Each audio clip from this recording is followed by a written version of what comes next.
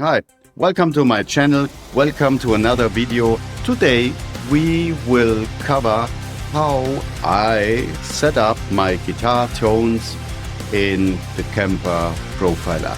So let's dig into. Currently my connected Profiler rack model with in the next middle of the page you see all the performances, even possible up to 125 performances to be stored on rack for whatever sessions. And these, the performances named by name of the song in my case, and each of these performances have settings, what you can see on the far right, up to five different stacks in there, and each and every stack or rig you can work out on the bottom side. If you click, for instance, into the amplifier cabinet, signal chain is going from the input, the guitar by the way, through the first part. So this is the signal chain before I hit into the amplifier and cabinet, comparable with pedal boards, so post and pre-amp signal chains. This is everything from left to the right before the amp and the cabinet. This right, each and every signal effect, whatever you dial in after, so post amplifier. And this basically goes in the very end to the out to the front of house in live situations, to the whatever DAW mixing console in the recording studio, home studio, whatever. Let's have a look into the rig manager for today, how I get basically to my sounds. I minimize myself, you can still see me. But the main thing is, how do I get to my sounds? Basically, the rig packs already available in the Kemper Profiler system is a great source. Honestly, I'm using to get to ideas, just receiving ideas how others may introduce their sounds or think about sounds is just interesting. It's the same as you go into a music store, for instance, and testing several amps, for instance. If you have another great idea of how your guitar should sound. The old days, you went to the music store and you just tested, in the very best case, with your own guitar, several amps, and you crank them out, more or less gain, blah blah blah, all that stuff. Maybe to have a real comparison in between several amps, all flat. So this means on a 12 o'clock setting of all the trebles, mids and bass frequencies, and just playing around with gain, more or less gain, some volume, and of course playing, in the very best case, bringing your own guitar with you for this type of testing, since the guitar matters still with the profiler today. Okay, but going back to how I'm going in, nice pictures, from Ola as well, for instance, but last lemon. So there are already a bunch of packs available. It's just how, for instance, I go into and I see a lot of gain, but gain makes it interesting. Just choosing one of those, and you hear it already. And of course, you see it at the button this sound is now dialed in.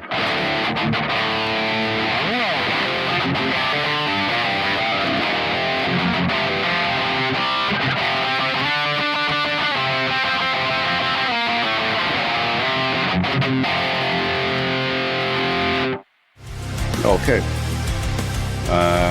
Yeah. And basically, this is how I'm clicking myself through in the very end. If you just go through the sounds and something suits you, you could take it.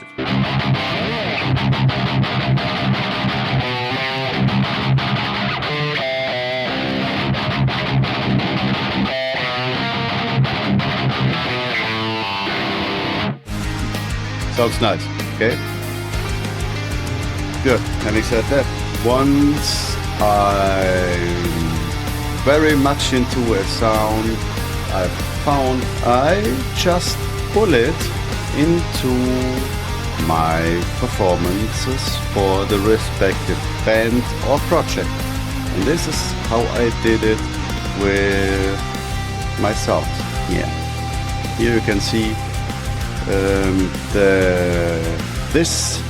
my respective sound I'm using throughout all the songs. It's the Cornford MK50. That's the respective amp in the high. And as a cabinet, which is involved, is the, as you can read in here, or later even in the set itself, the Montarbo ISO box. It is really just an ISO box with a Celestion speaker built in and mic'd with just several mic settings. Most of the time with two different microphones involved. In that case, I've pulled in the SM57, sure, the classic, not to say standard microphone for mic up amps or cabinets in that case, and forgot even about the second one. Doesn't matter in that case. I'm happy with the cabinet and going, of course, into the amplifier settings. This is how it looks like now, my current sound. The performance I've chosen with the Cornford MAC50, or based on Cornford MAC50 amp, was really very flat. So everything was just at the 12 o'clock level, and this is how I started. Basically, I've only arranged the bass, middle, treble and gain, and yeah, from there I go. The signal chain itself coming from the left, this is comparable. This is just what you know if you don't own a Kemper Profiler system yet. The pre-amp section, so all signals, sounds, effects coming in before it hits the amp. It goes through the amp, through the cabinet, and the post amp section or setup. So all the signals, all edited effects after amplifying your signal. And this goes to your output, respective front of house, or in recording sessions your DAWs or your mixing console, or whatever type of interface you are connected with. What was not in the sound, I always put, or I like to put, a graphic equalizer. Sorry. The graphic equalizer, I don't change anything in regards to the frequencies, but the graphic equalizer allows to cut lows and highs in that case. And this is what I really like. This is kind of philosophy what you are doing. Give you an example. This is how it sounds now.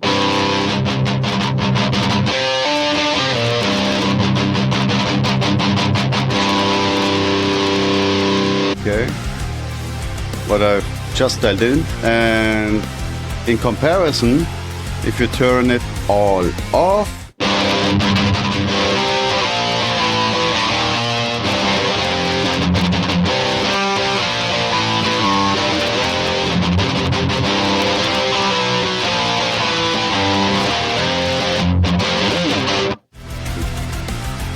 bit bluesy today.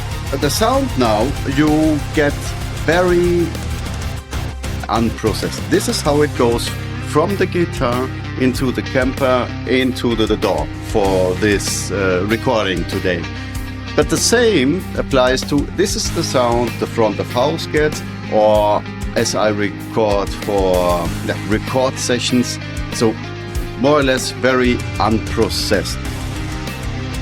The more you are, of course, I would like to stay with the tone, because I'm putting in already much effort into to get a sound how I think it should always be.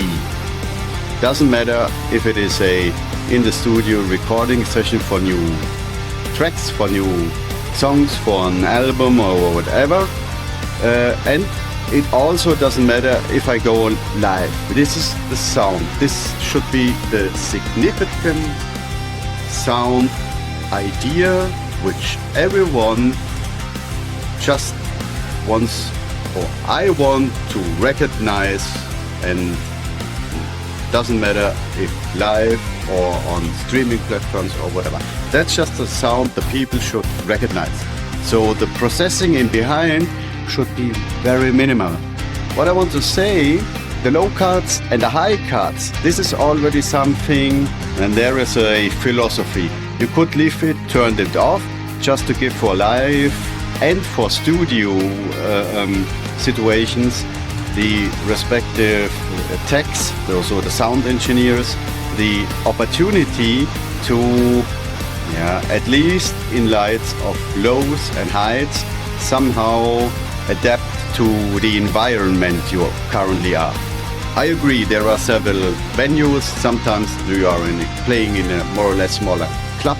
Sometimes you are playing on an open air stage, and if you already cut off the highs and the lows in your equalizer, the sound engineer is already limited in his work, so to say, right? I always like to cut lows and highs already, for sure, each and every time I'm in a studio situation recording just tracks, because that's in the very end is something I tell the guy, this is how my guitar sound, this is just what it is. This is what it is.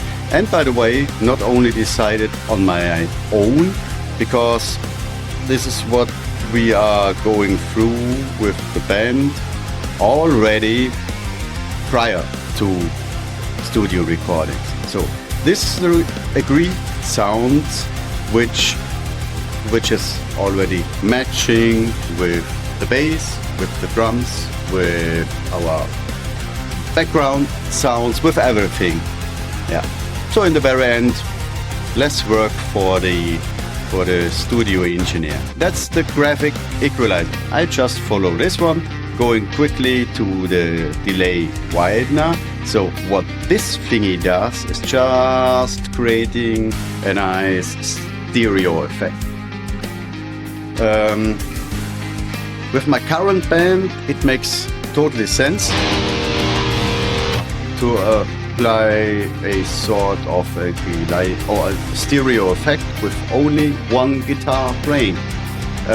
You might be familiar as well with bands with regular kind of setting, 2 electric or 2 guitars playing anyway. This could be then the standard setting, lead guitar, rhythm guitar, but we all know throughout a verse, a chorus, until it hits into a lead part, both guitars are more or less playing the same, right? And this is why you pan most of the time 1 guitar part right, 1 guitar part left. And since 2 people playing the same riff but with slight different accentuations, or just, of course, not playing synchronized but not 1000%, you receive a nice stereo effect, which you can't get if there is only 1 guitar. Makes sense, right? But if you want to have or achieve this effect on your album with your songs live, okay, live put aside, that's a different topic, but you can just apply a delay widener effect to receive or to achieve the goal to have a stereo effect, a stereo feeling of only 1 guitar playing. Okay, this is how it sounds.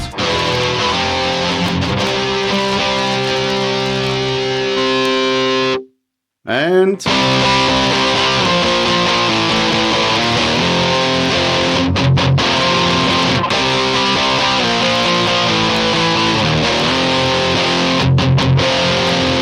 verses.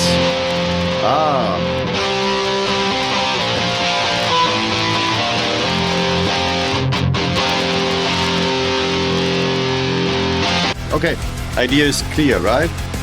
And don't be confused, by the way. I know we're talking about the sound, but this goes together. The signal I'm feeding, nevertheless, it is stereo. So I'm going into my DAW and the output from the Kemper is a stereo signal. It's not mono. It is already stereo, but nonetheless, although it is a stereo signal, it is not necessarily stereo effect.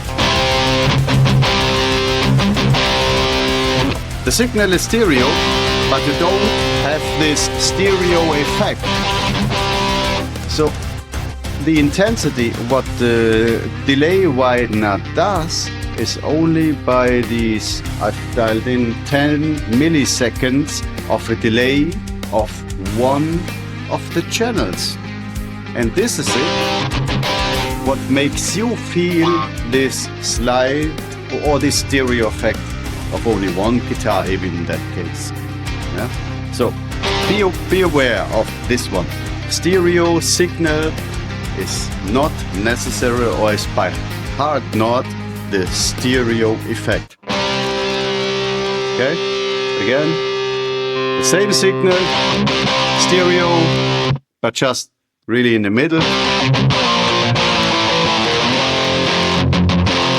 Versus.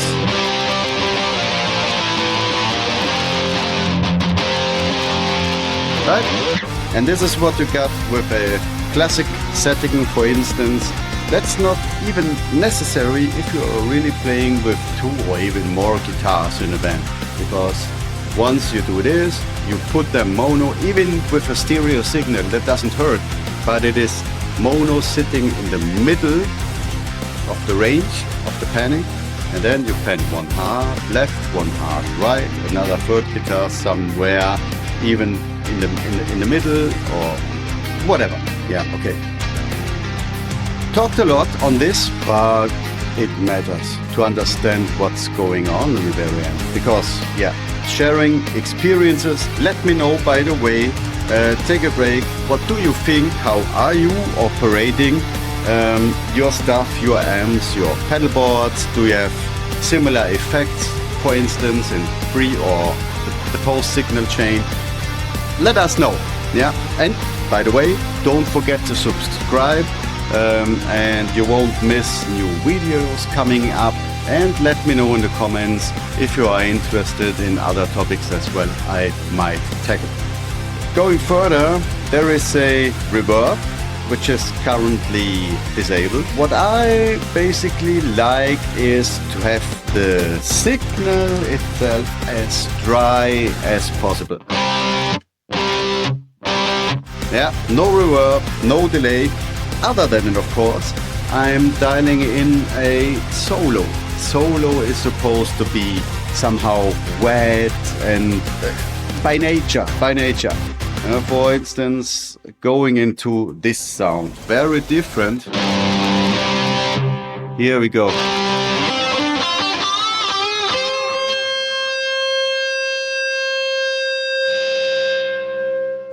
But it's different, of course, because it's a pure lead sound. Very wet, and it goes throughout and it holds tones, of course. That's the aim. But you recognize it's based on the same principle. It's the same amp based on the Cornford MK50. I've applied graphic equalizer, in that case again some low cut, some high cut, yeah, especially the low cut to leave bass more frequencies, and high cut just because to get out all this fizzle stuff. The same stereo effect, and then since it is a lead guitar sound, I've put just another delay and a reverb, yeah, because this is a sound I want to achieve by any means. And the sound tech in the very end, for instance, feeding the front or operating the front of house, needs to make sure and adapt everything around to the respective venue. Good. Going back to the, so to say, standard not lead sound. This is how it looks, and yeah, it's kind of a legacy. I still have sometimes reverbs or even delays in it, kind of safety net or whatever, just to have something already dialed in if I would need it for whatever reason. So honestly, maybe I have to think about if I just kick it out. Jumping back to the left side, where I should have started maybe. The noise gate. Noise gate disabled, enabled. You have already, especially if we look into the amp what I'm playing, the gain is quite high, okay? Not to mix gain with volume, you know about that. If you like another video, let me know in the comments if I should do another video to elaborate maybe more on effects, so, and vice versa, gain versus volume, treble versus middle versus mid treble, whatever stuff. Let me know in the comments if I should do a video on that. For now, noise gate gain is quite high, and this is what you recognize, just this background noise, even with a silenced guitar. Even going in there,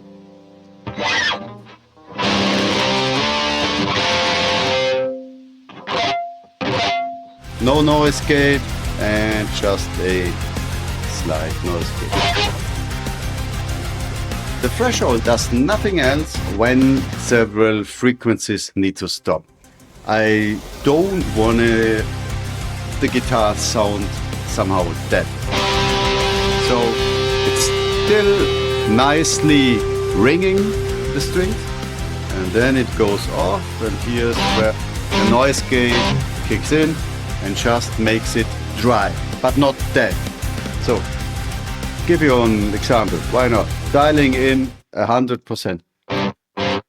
You know, this is, of course, a very extreme example, but this is what the noise gate does. But this makes it really dead. Okay, yeah, I think I see it from the perspective that any type of noise gate should just assist your playing. It is different if you play rock, it is different if you play metal, thrash metal, new metal, whatever. And any type of noise gate gives just the opportunity to assist your playing, especially if you are jumping from several parts of the strings to minimize the ringing and focusing more on the sounds you're playing, as I do, for instance, with Men, the song what is just dialed in right now.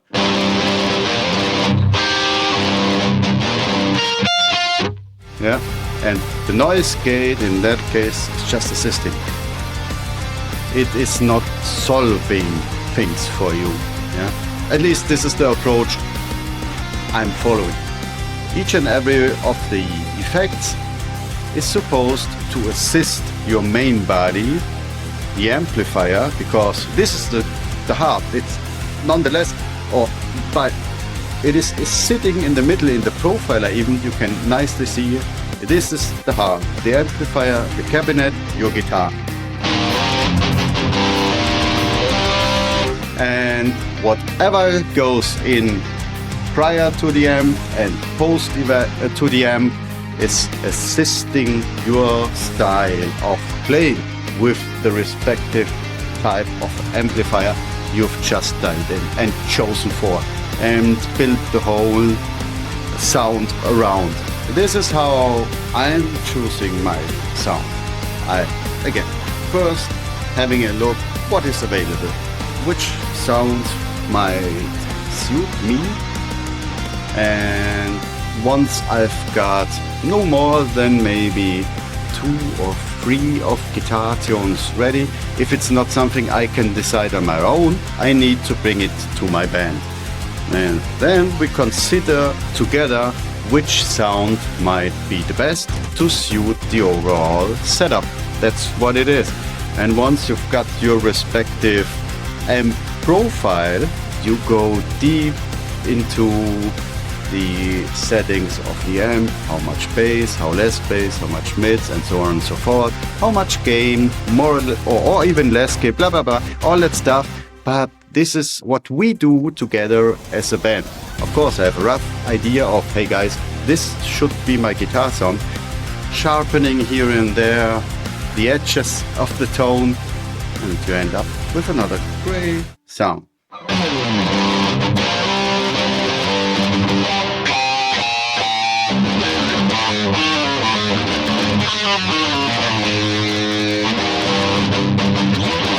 And once you've decided on the tone, what you want to play, you are just following the signature. The Kemper Profiler is just a great thingy to operate. For me personally, it's just perfect. Thanks for watching today's video. If you got something I should tackle, don't forget to put it in the comments. Going to another topic is share your experiences as well, and see you in the next video. Have a good time, play music, and see you then.